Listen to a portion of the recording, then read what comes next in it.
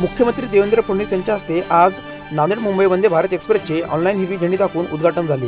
नांदेड येथील रेल्वे स्थानकावर आयोजित कार्यक्रमप्रसंगी माजी मुख्यमंत्री तथा खासदार अशोकराव चव्हाण, खासदार डॉक्टर अजित गोपछडे, आमदार विक्रम काळे, जिल्हाधिकारी राहुल कर्डिले, नांदेड परिक्षेत्राचे पोलीस उपमहानिरीक्षक शहाजी उमाप, पोलीस अधीक्षक अविनाश कुमार, रेल्वेचे अतिरिक्त महाव्यवस्थापक सत्यप्रकाश, विभागीय रेल्वे व्यवस्थापक प्रदीप कांबळे, गुरुद्वारा लंगर साहिबचे संत बाबा बलविंदर सिंग, पत्रकार, नागरिक आदींची मोठी उपस्थिती होती।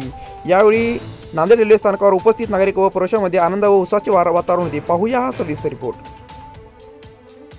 वंदे भारत ट्रेन माननीय देशाचे प्रधानमंत्री नरेंद्र मोदी उपस्थित असलेल्या सर्व भगिनी आणि बंधूंनो बहुत बहुत स्वागत करता हूँ।